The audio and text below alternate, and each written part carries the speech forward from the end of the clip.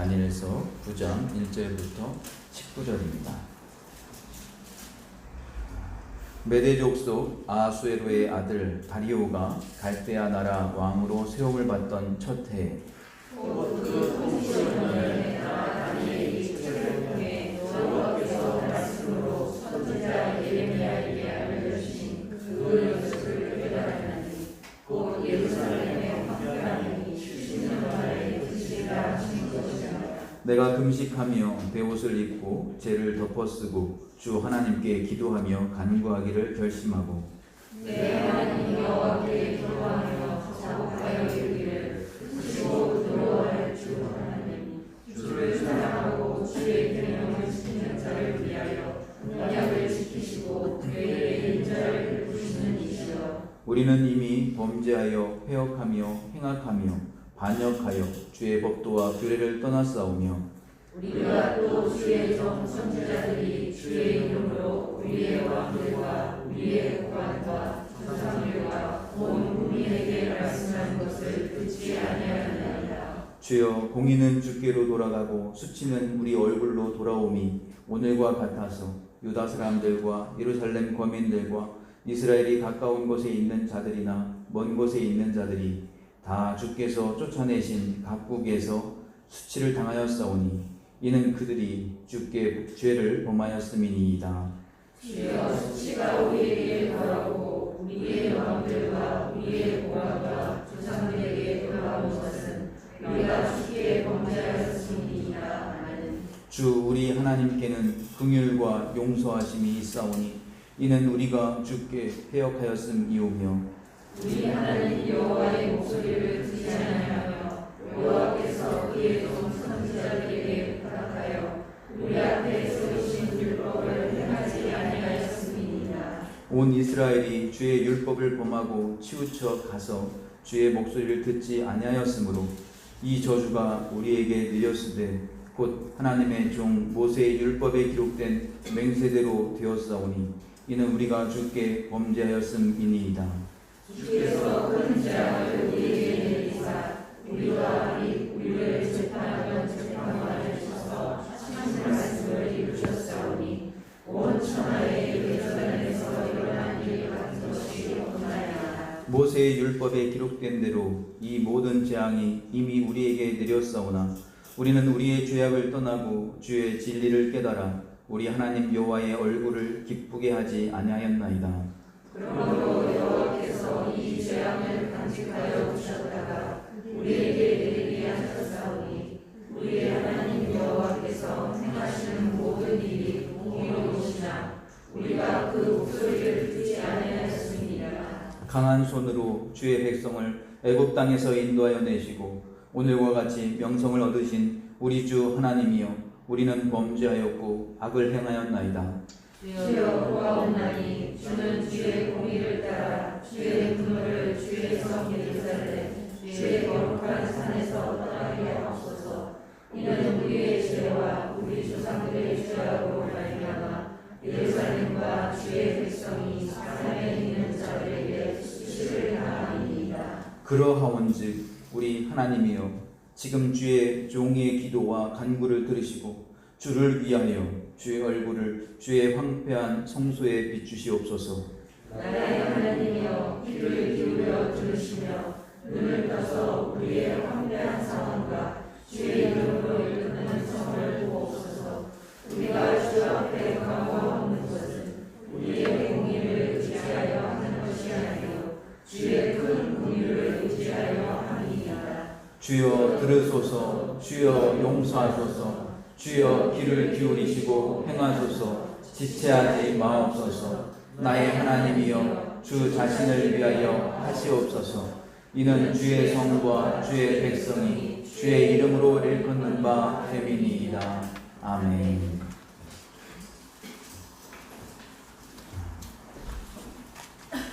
지난 주간에 갑자기 이렇게 걱정을 끼쳐드려서 너무 죄송합니다. 계속 검사 받으면서 많이 좋아졌습니다. 그래서 아무튼 걱정을 끼쳐드린 것 너무나 죄송하고 또 지난주에 그 예배를 갑자기 이렇게 가정에서 드시면서 좀 또 어떻게 해야 되나 고민하시고 방황하시고 하셨을 텐데 정말 죄송합니다. 네. 우리 성도님들의 기도 덕분에 많이 좋아졌고 이렇게 저는 오늘 너무나 기쁘고 감사했습니다. 우리 성도님들 만나뵐 생각이 너무나 좋았습니다. 요즘 코로나19가 잠잠해지다가 또 이태원 클럽부터 시작해서 다시 지역 감염이 나타나고 있어서 좀 걱정입니다. 전국에서 어떻게 그 날짜에 그렇게 이태원에 그렇게 많은 사람들이 몰려들었을까 정말 놀랍고 또 이해도 잘 안 되고 젊은 친구들 이렇게 전염병이 얼마나 무서운 것인지 잘 모르는 것 같습니다. 자기들은 어쩌다 한 번인데 뭐 어떠냐 생각할지 모르겠지만 정말 전국적으로 수많은 의료진들과 공무원들이 고생을 하고 있는데 이게 무슨 일인지 모르겠습니다. 그러면서도 또 인천의 교회 두 곳에서 이 감염된지 모르고 예배 참석했던 학생들이 있었는데 그 교회에서 또 확진자가 나왔다면 얼마나 또 이 참 생각만 해도 정말 아찔한데 그 후에 그 교회에서 아직까지 한 명도 확진자가 나오지 않은 것은 또 얼마나 다행이고 감사한 일인지 모르겠습니다. 이 말씀을 드리는 것은 이번 코로나19 때문에 이 질병관리본부에서 역학조사 하시는 분들의 이 수고를 다시 한번 생각하게 됐습니다. 이 전염이 되는데 어떤 경로로 되는지를 찾지 못할 때 이거 얼마나 답답하고 낙심이 될까 싶습니다. 특히 이번에 이태원 클럽 중심으로 확산이 되어서 이태원 다녀온 사람들은 무조건 다 검사를 받으라 이게 계속 뉴스에 나왔습니다. 문제는 그 이태원에 가지 않았던 사람들이 확진자가 나오는 것, 홍대 주점에서 확진자가 나왔던 일이 있었습니다. 전혀 이게 연관 관계가 없어 보이는 듯 싶어서 굉장히 이게 왜 이렇게 됐을까? 이런 일들이 자꾸 이렇게 생기면 뭐 서로 연관성이 있느냐 없느냐 이것을 찾아내는 것이 정말 보통 일이 아니지 않습니까? 그런데 그걸 찾아냈다는 거예요. 하루 종일 이 CCTV를 분석하면서 그것을 찾아냈다는 게 정말 대단한 것 같습니다. 버스를 같이 탔거나 지하철을 같이 탔거나 어떻게 전염이 되는지 모르겠다 이렇게 결론을 내릴 수도 있겠지만 그 경로를 찾아냈다는 거에 정말 놀랐습니다. 그러니까 이태원에서 감염된 사람이 관악구 노래방에 갔는데 그 사람들이 갔던 그 노래방에 들어갔던 사람들이 전염이 되고 또 그 사람이 나중에 홍대 주점에 가서 그때 만난 친구들에게 전파하는 이것을 이 경로를 찾아냈을 때 이 질병관리본부 직원들이 얼마나 쾌감을 느끼고 정말 보람을 느꼈을까 하는 생각이 들었습니다. 근데 성경을 읽을 때도 그런 것을 느낄 때가 있다는 겁니다. 다니엘서를 읽어보면 그런 느낌이 듭니다. 그저 이제 성경 통독을 하면서 그냥 읽어 나가기만 하면 다니엘이 총리로 있으면서 정말 많은 일들이 있었구나 하고 그냥 넘어갈 수도 있다라는 거예요. 사자굴에도 들어갔다 나오고 다니엘은 정말 열심히 기도하는 사람이었구나. 기도를 열심히 하다 보니까 하나님이 이렇게 환상도 보여주시고 천사를 통해서 해석도 해주시는구나. 정말 대단한 사람이구나 하고선 그냥 12장까지 그냥 읽고 넘어갈 수 있다는 겁니다. 그렇게만 생각하면 정말 다니엘은 대단한 사람이야. 정권이 바뀌어도 계속 총리를 하는 사람이잖아. 정말 대단해. 이렇게만 생각할 수 있습니다. 그런데 오늘 다니엘서 9장 말씀을 보면 다니엘이 했던 기도가 이런 것이었구나 하고 그냥 넘어가게 됩니다. 결론 하면서 다니엘은 대단한 기도의 사람이었다. 끝. 이렇게 넘어갈 수 있는데 그 의미를 다 파악하지 못하고 넘어가게 되면 그렇게 느끼고 끝이 날 수 있습니다. 하지만 오늘 이제 이렇게 연관이 앞과 뒤가 이렇게 연관이 된다는 것을 좀 오늘 같이 나눠보면 좋겠습니다. 다니엘서는 크게 둘로 나뉘어진다고 했습니다. 1장부터 6장까지는 역사적인 이야기. 우리가 다니엘서 하면은 딱 떠오르는 그런 내용들, 역사적인 이야기가 앞부분에 있고요. 그런데 이 역사적인 이야기가 왜 일어났는지 그것을 잘 모르게 된다는 겁니다. 왜냐하면 7장부터 12장까지를 이렇게 우리가 자세하게 그 의미를 살피지 않고 그냥 읽고 넘어갈 때가 많기 때문입니다. 그래서 그 앞에 나왔던 우리가 너무나 잘 알고 있는 그 역사적인 사건이 왜 일어났나, 무엇 때문인가? 이걸 보여주는 것이 7장부터 12장까지 내용입니다. 우리가 벌써 이제 몇 주가 됐네요. 7장, 8장을 살펴봤던 게 몇 주가 됐는데, 하나님께서 7장, 8장에서 4마리 짐승의 환상을 보여주셨고, 또 숫양과 숫염소 이 환상을 보여주셨습니다.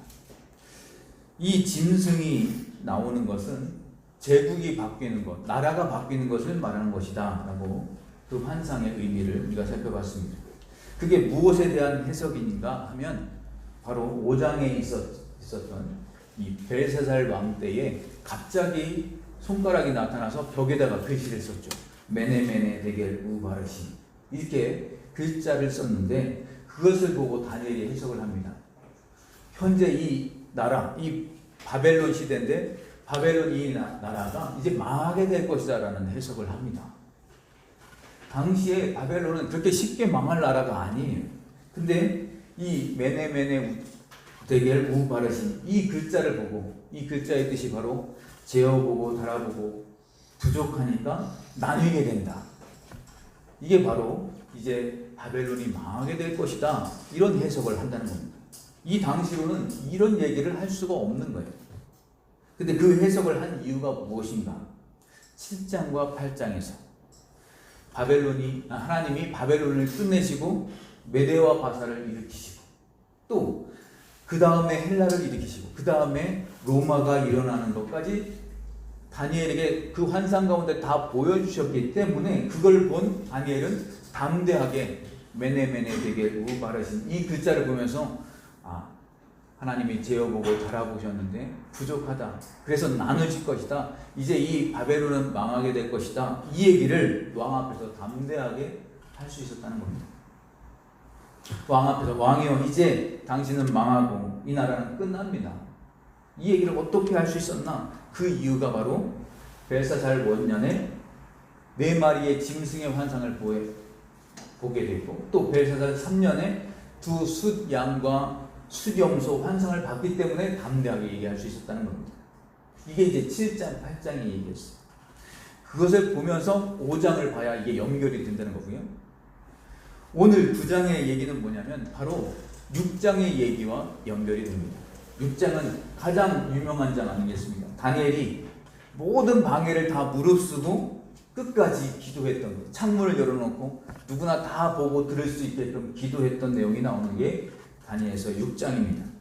가장 유명한 성경 구절, 다니엘서 6장 10절 한번 앞에 한번 찾아서 같이 한번 읽어보겠습니다. 다니엘서 6장 10절.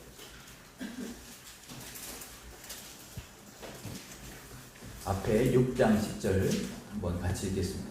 한 목소리로 함께 읽겠습니다. 시작. 다니엘이 이 조서에 왕의 도장이 찍힌 것을 알고도 자기 집에 돌아가서는 윗방에 올라가 예루살렘으로 향한 창문을 열고 전에 하던 대로 하루 3번씩 무릎을 꿇고 기도하며 그의 하나님께 감사하였더라. 아멘. 여기서 지금 총리로 있는 이 다니엘을 끌어내리려고 왕을 이렇게 보셔서 법을 정했습니다. 그래서 왕 외에 그 누구에게도 기도하는 사람은 다 사자굴에 던져 넣을 것이다 라는 그런 상황 속에서도 다니엘은 전에 하던 대로 하루 3번씩 무릎을 꿇고 기도하며 그의 하나님께 감사하더라. 이 말씀을 우리가 보게 된 것입니다. 이 유명한 본문을 우리는 잘 알지만 뭘 모르는가 하면 이때 다니엘이 무엇을 기도했는지는 우리가 모르는 거예요. 그리고 왜 이렇게 열심히 기도했을까? 왜 창문을 열어놓고 윗방에 다락방에 올라가지고 다 보이게. 그때 우리가 이제 그런 말씀도 나눴잖아요. 아니 기도하려면 좀 이렇게 그냥 기도하더라도 숨어서 안 보이는 데서 이렇게 기도해도 될 텐데 뭘 이렇게 굳이 또 창문을 열고 이렇게 다 보게끔 해가지고 나중에 사자굴에 끌려 들어가나, 이런 생각도 해봤었는데, 우리가 이 9장을 보면 다니엘이 왜 이렇게 창문을 열어놓고 간절하게 기도했는가? 그냥 습관 때문이었을까? 그렇지 않다는 거예요. 다니엘은 원래 기도하는 사람이었으니까 그렇게도 생각할 수 있지만 오늘 9장 내용을 보면 그래서 다니엘이 이렇게 간절하게 기도했구나 하는 것을 알게 된다는 겁니다.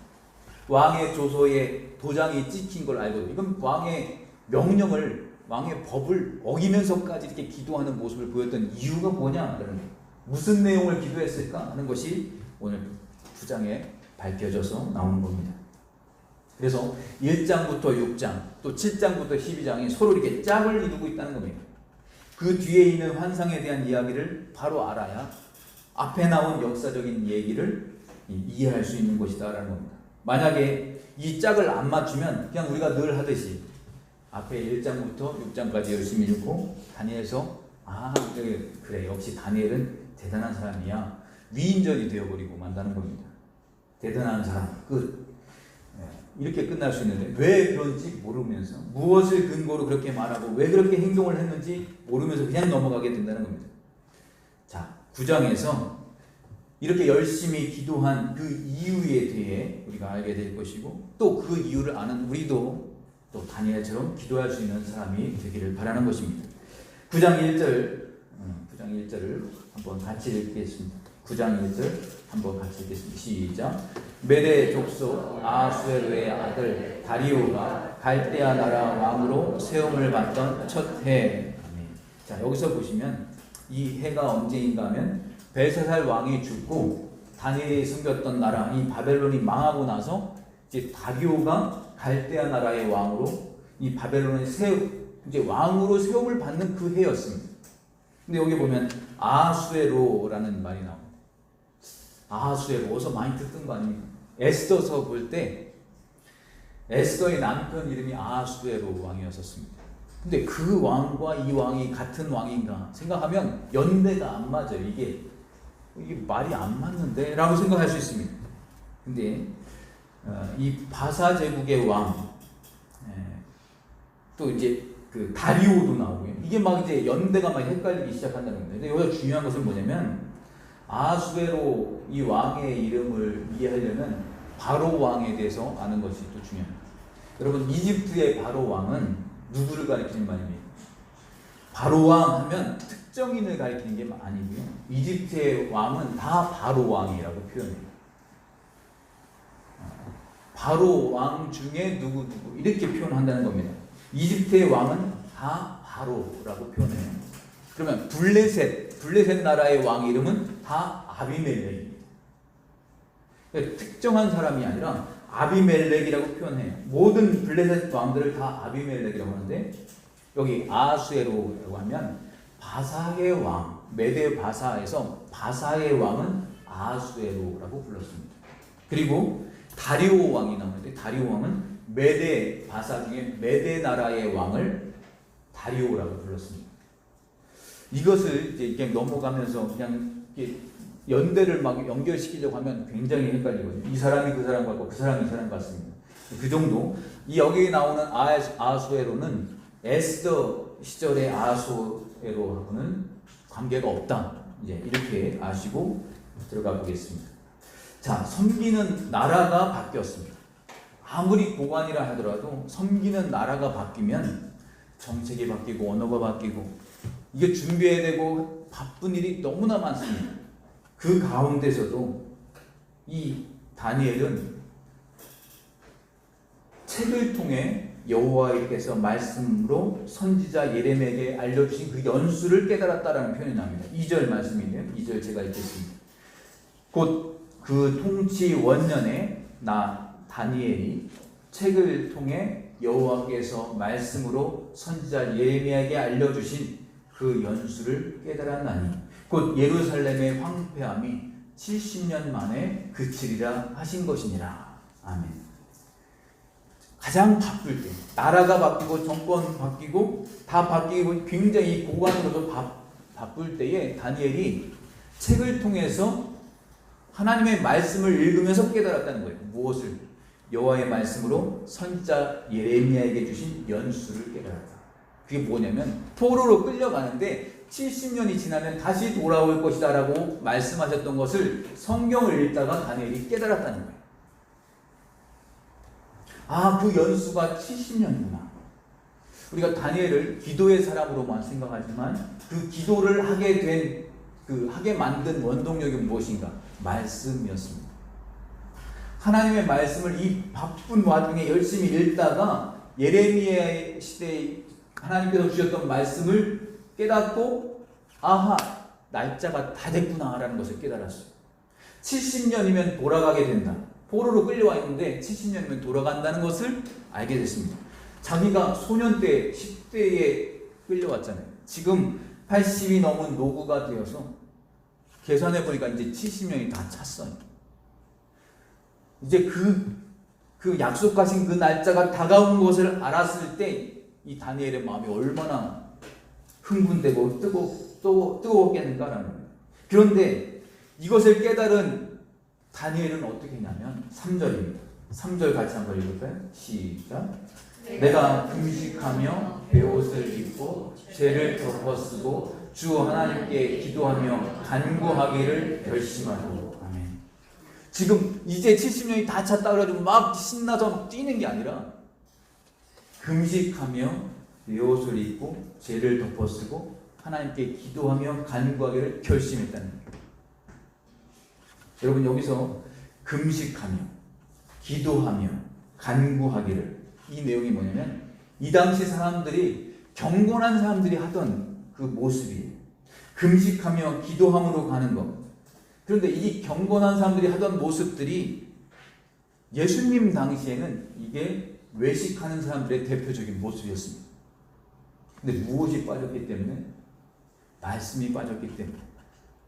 다니엘은 먼저 책을 통해서 말씀으로, 2절에서 책을 통해 말씀으로 깨달았어요. 이것 때문에 깨닫고 나서 3절에 금식하며 기도함으로 간구하기로 결심한, 이렇게 진행이 되고 있어요. 근데 예수님 당시에는 말씀을 읽지 않고 그저 기도와 금식과 간구만 강조하다 보니까 사람들이 이제 겉모습으로 이렇게 굉장히 추하게 머리도 빗지 않고 그냥 푸석푸석 다니면서 저 금식하는 사람입니다. 저 기도하는 사람입니다. 그러면서 기도하는 사람들을 이제 존경하는 모습들이 이게 나오죠. 이게 경건한 사람들의 표시인 것처럼 그런 모습으로 흘러갔는데, 여기서 문제는 뭐냐? 말씀 없이 기도와 금식과 간구만 있으면 안 된다는 거예요. 다니엘은 기도만 했던 기도의 사람이 아니었습니다. 정확하게 말씀을 읽고 그 말씀 때문에 금식하고 기도하며 간구하기로 결심했다라는 거예요. 왜 그런가?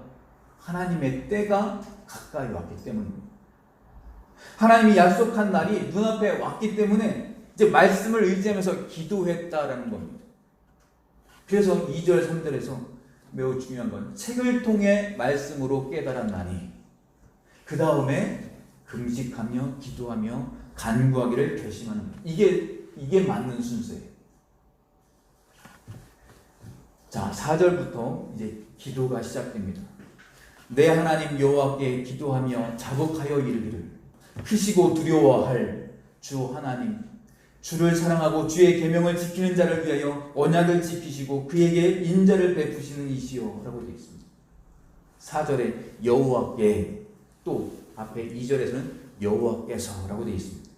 여호와라는 말이 지금 다니엘 전체에서 이 9장 여기밖에 안 나옵니다.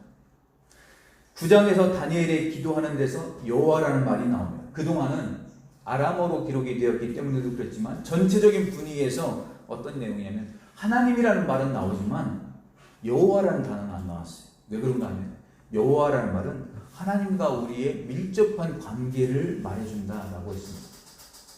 그동안은 전 세계가 나라가 바뀌고 뭐 이런 내용들이 계속 한 나라가 일어서고 한 나라가 망하고 또 다른 나라가 일어나고 이런 내용들이 계속 나오면서 전체적으로 전능하신 하나님을 강조하는 내용들이었습니다. 엘샤다이, 전능하신 하나님만 강조했지만 이제 여기부터는 여호와라는 단어가 나오고 있어요. 여호와는 누굽니까? 4절 하반부에 보시면 언약을 지키시고 그에게 인자를 베푸시는 이라고 되어 있습니다. 언약을 지키시고 그에게 인자를 베푸시는 이가 바로 여호와이십니다. 하나님은 누구신가? 자기의 백성과 언약을 맺으세요. 그리고 그 언약을 이루어 주시는, 약속을 이행해 주시는 분, 그분이 여호와이십니다.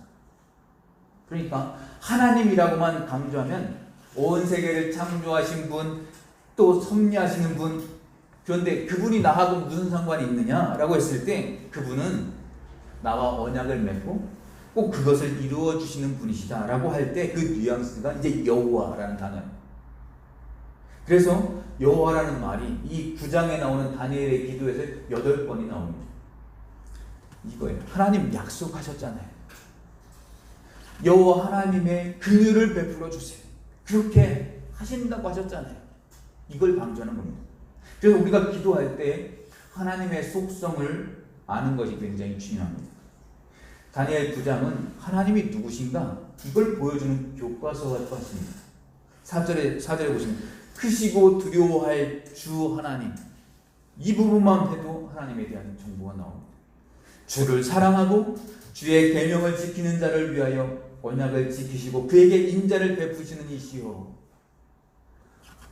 하나님이 어떤 분이신가를 표현하고 있는 하나님을 아는 지식입니다. 그냥 하나님 마냥 도와주세요, 지켜주세요, 나와 함께 해주세요, 이것만 얘기하는 게 아니라 하나님이 누구신지를 고백하는 것, 이게 아주 중요하다는 겁니다. 그게 하나님을 아는 지식이고 하나님을 아는 정보입니다. 그런데 그에게 기도하기를 뭐라고 하는가? 5절에 보시면 우리는 이미 범죄하여 패역하며 행악하며 반역하여 주의 법도와 규례를 떠났사오며 하고 되어 있습니다. 여기서 범죄하여 패역하며 행악하며 반역하여, 이 네 가지 단어가 조금은 비슷한 표현이지만 이게 뭘 의미하냐면 예레미야에서 등장하는 이스라엘 백성들이 하나님께 한 행위, 이 네 가지를 언급하는 거예요. 즉 하나님의 말씀을 인정하는 겁니다. 기도하면서 다니엘은 그냥 자기 생각을 외우고 말하는 게 아니라 하나님 말씀을 하나하나 들어서 인정하는 거예요. 맞습니다, 하나님. 예레미야 선지자가 말했던 그 당시 우리나라가 망해갈 때 범죄했던 거, 패역했던 거, 행악했던 거, 반역했던 거, 이거 다 맞습니다. 주의 법도와 규례를 떠났던 거 다 맞습니다. 하나님 말씀이 진리입니다.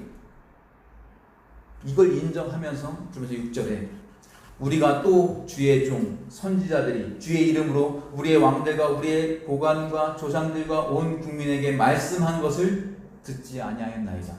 하나님께서 우리 국민들에게 말씀하셨던 거 우리는 그 말씀 듣지 않았었습니다. 이걸 인정하는 거예요. 온통 잘못된 것이고 온통 부족한 것이고 온통 회개해야 될 것들인데 여기서 끝나는 게 아니라 7절부터 16절까지 전부 다가 이 회개하는 기도예요.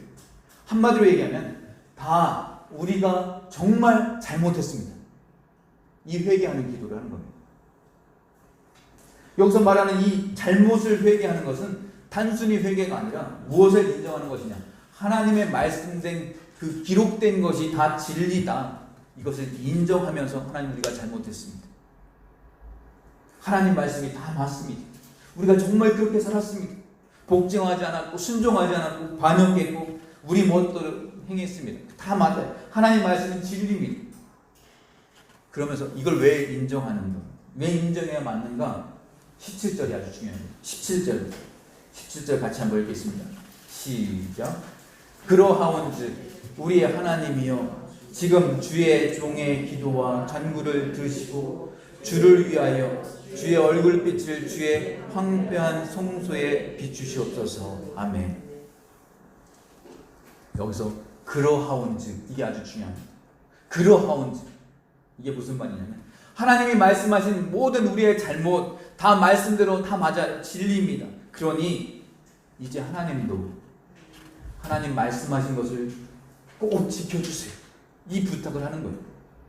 우리도 잘못했어요. 우리도 잘못 인정했으니까, 하나님 말씀을 진리로 인정했으니까 하나님께서 그 다음 말씀, 그 약속해 주신 거 이루어 주신 게 맞지 않습니까? 이 얘기를 하는 거예요. 그러하온즉 이렇게 해 주십시오라는 거예요. 근데 거기서 아주 중요한 말이 나옵니다. 주의 종, 주를 위하여, 주의 얼굴빛, 이 단어들이 계속 나옵니다. 주 계속 나옵니다. 왜냐하면 하나님이 말씀하신 거기 때문에 그렇습니다. 70년이 되면 이제 돌아오게 된다라고 하나님이 말씀하시지 않았습니까? 그걸 꼭 잊지 마시고 그대로 행해 주세요라는 것을 기도하는 겁니다. 무엇을 위해서? 주를 위하여. 이게 제일 중요한 겁니다. 주를 위하여. 이건 우리를 위한 게 아닙니다. 하나님, 우리가 뭐 좀 잘났고 잘해서가 아니고 우리가 잘못한 것밖에 없지만 하나님이 70년이 지나면 돌아온다고 하셨으니까 하나님의 말씀에 신실하심을 위해서 이 약속은 지켜주셔야 됩니다. 이걸 강조하고 있는 거예요. 이게 바로 기도를 제대로 하는 겁니다. 하나님, 이거 해주세요, 저거 해주세요, 이거 필요해요, 이렇게 하는 게 아니라 하나님, 저 이거 억울하니까 이것 좀 풀어주세요, 이게 아니라 하나님, 말씀하지 않으셨습니까? 그 말씀, 그 약속해 주지 않으셨습니까? 그걸 이루어 주십시오. 이게 기도라는 거예요. 하나님의 신실하심에 기대는 기도, 하나님의 영광을 위해서, 그 이름에 영광 돌리기 위해서 하신 말씀을 이루어 주시는 게 맞잖아요. 그러니까 저 좀 도와주세요. 말씀 붙들고 기도하는 겁니다. 말씀에 기초한 기도이고, 하나님 이거 약속 안 지키시면 온 백성이 하나님 약속 안 지킨다고 그러면 어떻게 해요? 하나님 말씀 안 들을 거려, 하나님 말씀 안 믿을 거려, 그러면 안 되잖아요. 그러니까 하나님 좀 도와주세요. 그러니까 이 말씀대로 이루어 주세요. 이걸 간절하게 기도하는 겁니다. 누구를 위해서? 주를 위하여. 주의 얼굴빛을 주의 황폐한 성소에 비추어 주시옵소서. 그러면서 18절에 나의 하나님이여 이렇게 부릅니다. 나의 하나님이여. 우리가 기도하면서 굉장히 중요한 얘기입니다. 이 하나님이 누구냐? 나의 하나님이라는 거예요. 나의 하나님. 목사님의 하나님이 아니고 우리 성도님들의 하나님이 아니고 나의 하나님이라는 거예요. 지금 다니엘은 지금 어느 상황에서 어디에 있는가? 지금 바벨론이 망하고 새로운 나라가 시작되는 그 시점에 있어요. 지금 역사가 막 이게 소용돌이 치고 있는 그 중심에 있다는 겁니다. 내가 당장 지금 어떻게 될지 몰라요. 여러분, 이 기도를 하고 나서 어떻게 되냐면 이 기도를 창문 열어놓고 소리 지르면서 간절히 기도하다가 사자굴에 끌려가는 상황이 되는 거예요. 지금 사자굴에 가기 직전에 지금 어떤 마음으로 무엇을 위해서 기도했는가를 지금 살펴보고 있는 겁니다. 그래서 나의 하나님이여 라고 했습니다. 왜냐하면 약속을 믿기 때문에. 이 하나님은 지금 내가 이게 어떻게 될지 모르는 이 불안함을 초월해서 70년이 지나면 다시 고국으로 돌아오게 된다라고 하셨던 그 하나님이시기 때문에 그 말씀을 신뢰하는 거예요. 하나님, 내가 지금 이 기도했다가 내가 정적들이 나를 끌어내서 날 사자굴에 던져낼지도 모르겠지만, 그래서 내가 죽게 될지도 모르겠지만, 그러나 나의 하나님이요, 약속은 이루어 주시는 것이 맞지 않습니까? 지금 눈앞에 와 있는 이 민족의 해방을 보고 다니엘은 견딜 수가 없는 거예요. 하나님의 말씀이 이루어지는 것이 내 코앞에 지금 바로 와 있는데 그냥 두고 볼 수가 없는 거예요. 하나님이 이것을 약속한 대로 이루어 주시옵소서. 이걸 기도하는 겁니다. 이게 신앙인의 자세입니다. 어찌 보면 하나님이 약속하셨으면 내가 가만히 있어도 다 이루어 주시지 않을까요? 그냥 가만히 있어도 다 되겠죠. 뭐 하나님이 다 알아서 하실 테니까. 이렇게 생각할 수도 있는데 다니엘은 이제 때가 다 됐구나, 하나님이 약속하신 일을 이루실 때가 됐구나라는 걸 알았을 때 오히려 더 죄를 뒤집어 쓰고 금식하면서 간절히 기도하는 게 뭐였는가? 하나님 약속하신 대로 그 말씀을 이루어 주시옵소서. 이걸 계속 기도했다는 거예요. 이게 뭐라고 표현하십니까? 부르심과 응답이라고 표현할 수 있어요. 하나님의 부르심, 이 말씀의 부르심에 우리가 응답하는 게 기도하는 거예요. 이 부르심과 응답이 나타날 때, 만날 때 하나님의 나라가 열리는 겁니다. 예수님이 이 땅에 오셨으면 이제 예수님이 오셨으면 천국이 이미 시작된 거 아닙니까? 이제 다 끝난 거 아닐까요? 근데 뭐라고 하세요? 회개하라, 천국이 가까이 왔느니라. 아니, 내가 천국인데 내가 왔으면 이제 끝난 거지, 왜 회개하라고 하실까요? 그게 응답이에요. 천국으로 오신 예수님의 부르심 앞에 우리가 회개함으로 나가야 그 나라가 열리는 거예요. 그래서 우리가 다 구원을 받았지만 믿는 자가 하나님의 영생을 누리는 것입니다. 믿고 응답하는 자가 하나님의 백성이 되는 것입니다. 그래서 우리의 기도가 중요한 거예요. 말씀만 중요한 게 아니라 말씀은 하나님의 부르심이지만 그 말씀의 아멘으로 기도하며 금식하며 간구하는 자에게 하나님이 은혜를 베풀어 주시는 겁니다. 그게 바로 부르심과 응답이에요. 다니엘은 말씀을 읽다가 이제 이게 그 예레미야 시대에 주셨던 말씀대로 이게 다 됐구나. 70년이 됐구나. 말씀을 깨달았으면 이제 다 됐다. 이제 고국으로 돌아갈 수 있겠구나. 가만히 있어도 하나님이 일 하시겠죠. 역사는 그냥 일어나겠죠. 근데 그때 가만히 있었던 사람이 아니라는 거예요. 말씀을 깨달은 자로서 가만히 있을 수가 없었다라는 겁니다. 그래서 기도는 말씀을 깨달은 자가 하는 거예요. 그래서 자기 지위를 걸고 자기 목숨을 걸고 창문 열어놓고 모든 사람들이 다 보고 알게끔 간절히 기도했는데 그게 무엇인가? 하나님이 약속하신 말씀 속히 이루어 주시옵소서. 이걸 반드시 이루어지게 하여 주옵소서. 도와주시옵소서. 이걸 위해서 기도했다는 겁니다. 간절한 마음으로 이 성을 보시고 이 주의 이름으로 일컫는 이 성에 하나님이 함께하여 주시옵소서. 그러면서 분명히 뭐라고 하냐면 우리가 간구하는 것은 우리의 공의를 의지하는 것이 아닙니다. 우리는 그때나 지금이나 나아진 게 하나도 없어요. 우리가 더 공의로워져서가 아니라 뭘 의지합니까? 주님의 큰 긍휼이라고 표현했습니다. 주님의 큰 긍휼을 의지하여 이 기도를 하고 있습니다. 약속하신 하나님의 긍휼, 말씀 속에 담겨있는 하나님의 긍휼이 유일한 해결책이 아니겠습니까? 그래서 기도하는 거니까 하나님 좀 도와주세요. 그러면서 19절 한번 같이 읽겠습니다. 19절 한번 읽겠습니다. 시작. 주여 들으소서, 주여 용서하소서, 주여 귀를 기울이시고 행하소서, 지체하지 마옵소서. 나의 하나님이여 주 자신을 위하여 하시옵소서. 이는 주의 성과 주의 백성이 주의 이름으로 일컫는 바 됨이니이다. 아멘. 여기 보시면 주여 들으소서, 주여 용서하소서, 주여 귀를 기울이시고 행하소서. 이게 뭐 같으세요? 주여 삼창입니다. 주여 삼창이 성경에서 어디 나오냐 하면 이 다니엘서 9장 19절 주여 들으소서, 주여 용서하소서, 주여 귀를 기울이시고 행하소서. 지체하지 마시고 주님을 위하여 일하여 주시옵소서. 주여 주여 주여.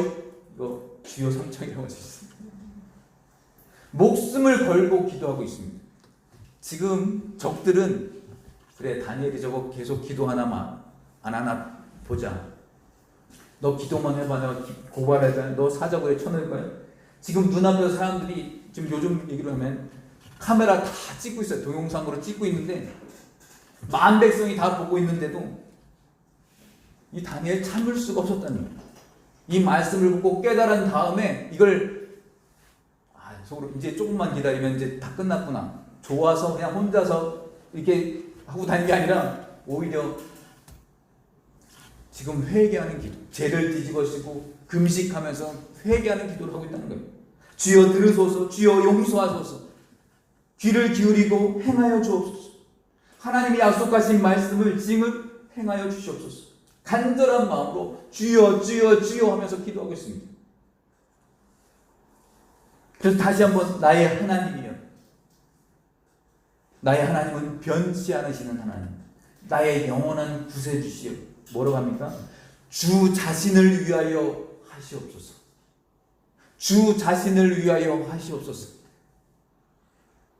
이 17절에서는 주를 위하여라고 했는데 지금 19절에서는 주 자신을 위하여 행하여 주시옵소서. 약속하신 그 말씀대로 행하여 주시옵소서. 이걸 얘기하는 거예요. 우리를 위한 게 아닙니다. 주 자신을 위하여 하나님의 영광을 위하여 이 일을 하시기를 원합니다.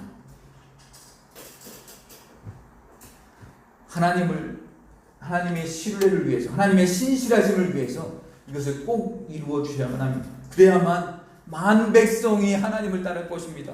하신 말씀을 이루지 않으시면 누가 하나님을 신뢰하겠습니까? 그러니까 해주세요 라고 하는 하나님을 전적으로 신뢰하는 기도를 드렸던 것입니다. 그러면서 이는 주의 백성, 주의 성과 주의 백성이 주의 이름으로 일컫는 바 됨이니이다. 이 성도 살려주시고 이 백성들도 살려주시옵소서. 주님의 이름으로 일컫는 주의 백성들입니다. 그러니까 하나님이 하나님의 영광을 위하여 이 성도 살려주시고 이 백성들도 살려주시옵소서. 주여 상을 외치고 다니엘은 장렬히 끌려갑니다. 어디로 갑니까? 사자굴로 가는 거예요. 이게 6장 내용이에요. 그러니까 앞에 6장까지는 쭉 이렇게 역사적 그 순서대로 그냥 기록이 됐던 거고, 그거에 대한 이유가 지금 7장부터 12장에 나오는 거예요. 그래서 이 안타까운 기도, 70년이 끝나고 민족이 돌아갈 때가 되었는데 아직 그 기미가 보이지 않을 때 말씀을 깨달은 자로서 다니엘은 손을 들고 기도하지 않을 수 없었다는 겁니다. 우리가 그렇게 생각했잖아요. 아니, 다니엘을 끌어내리려고, 야, 지금부터 이제 왕 외에 다른 사람한테 기도하는 사람은 다 사자굴에 던져버리겠다, 이 법을 정했는데, 아이, 그 순간만은 좀 참지, 그냥 좀 안 보이는 데 가서 기도하지, 이렇게 우리가 생각할 수도 있지만, 이 말씀을 깨달은 자로서 다니엘은 그걸 그냥 참고 숨어서 혼자 할 수가 없었다는 거예요. 창문을 열고 예루살렘을 향해서 누가 보든 말든 내가 죽든 말든 이 기도를 외치지 않을 수가 없었다는 것입니다. 그랬을 때, 하나님의 뜻대로 기도했을 때 하나님은 어떻게 하셨습니까? 사자굴에서 그를 건져주셨습니다. 사자들의 입을 막으시고 사자굴에서 꺼내주신 이유가 무엇인가? 단순히 그냥 다니엘이, 이 사람은 원래 그 시간 되면 원래 단순히 그냥 습관적으로 기도했기 때문이다, 완전히 틀린 것도 아니지만 또 그것이 완전히 또 그 이유만이 아니라는 거예요. 이 말씀을 의뢰하고 하나님 말씀을 신뢰하고 70년 이제 다 됐습니다. 하나님이 신실하신 하나님께서 약속하신 대로 역사하셔야 되지 않겠습니까? 이 간절한 기도에 하나님께서 사자의 입을 막으시고 그를 건져주시는 것으로 응답하셨다라는 겁니다. 그리고 이 소문이 이스라엘 백성들에게 이게 점점점 퍼져나가지 않았을까요? 다니엘이 좀 이렇게 사자굴에 끌려 들어갔었는데 건강하게 아무 해를 입지 않고 다시 나왔다라는 소문이 이렇게 이스라엘 백성들에게 퍼져나가지 않았겠습니까? 그걸 들으면서 이스라엘 백성들은, 아, 그래, 정말 하나님은 우리를 구하실 것이구나, 다니엘을 저렇게 구해주신 것처럼 우리를 이 바벨론 포로 생활에서 건져주실 것이구나, 이것을 다시 한번 생각하게 된다는 거예요. 70년 예레미야가 선언했던 그때는 하나님 말씀, 이게 반드시 이루어지겠구나 라는 확신을 주었던 것입니다. 그런데 오늘날은 어떻습니까? 이 확신은 사라지고 이 말씀은 사라지고 사자굴만 남았어요. 우리는 때를 쓰죠. 하나님, 사자굴에서도 건져주셨잖아요. 나도 건져주세요. 그리고 우리는 때를 쓰고 있습니다. 간절히 기도할 때 하나님 앞에 하나님 붙잡고 막 때를 쓰는 것, 이게 나쁜 건 아니에요. 그렇지만 오늘 본문에서는 그냥 무작정 도와달라고만 하는 게 아니라, 이 상황에서 나를 벗어나게 해달라고만 기도하는 게 아니라 하나님의 약속을 붙들고 기도하는 것이 중요하다라는 것입니다. 이제 말씀을 맺겠습니다. 무조건 때를 쓰는 게 중요한 게 아니라 더 중요한 건 하나님의 말씀을 품는 것입니다. 하나님의 말씀이 이루어지기를 구하는 것입니다. 그럴 때 하나님의 역사가 일어나는 것이지, 무조건 때를 쓰고 억지를 써서 그것이 기도의 다가 아니다라는 거예요. 그래서 먼저 하나님의 말씀을 신뢰할 수 있어야 됩니다. 그리고 이 성이 주의 성이 되어야 하고 우리가 하나님 주의 백성이 되어야 하는 것입니다. 주의 이름으로 일컫는 주의 백성이 아닌데 하나님의 도움을 구할 수가 없잖아요. 우리가 이 다니엘처럼 신실하게 하나님의 말씀을 믿는 주의 백성이 되는 것이 중요하다는 겁니다. 하나님, 주의 백성이 주의 이름으로 일컫는 바 되었고 주의 성도, 주의 성이 되었사오니 주 자신을 위하여, 당신을 위하여, 하나님을 위하여 이 일을 좀 행하여 주시옵소서. 나의 하나님이여, 지체하지 마시고 주 자신을 위하여 하나님의 영광을 위하여 일을 행하여 주시옵소서라고 우리도 기도할 수 있어야 한다는 겁니다. 마지막 때가 다가오고 있습니다. 그래, 성경을 보니까 그래, 마지막 때가 됐다. 하나님 오셔서 이제 심판하실 거야. 나는 믿었으니까 됐다. 이제 어떻게 되나 보자. 이게 아니라 이러할 때일수록 심판날이 오는 것을 우리가 깨달을수록, 말씀에서 찾을수록 하나님이 다 알아서 하시겠지, 이게 아니라 마지막까지 우리는 기도해야 한다는 거예요. 하나님 약속하신 대로 속히 이루어 주시옵소서. 하나님 뜻 가운데 역사하여 주시옵소서.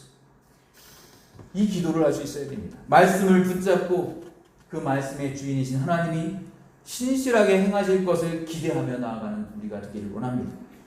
하나님이 반드시 우리 삶 가운데 그렇게 이루어 주실 것이고 행하실 것이고 도와주실 줄로 믿습니다. 이런 은혜를 누리는 저와 여러분 되시기를 주님의 이름으로 축원합니다. 말씀을 기억하면서 우리 찬송가 365장 함께 찬송하겠습니다.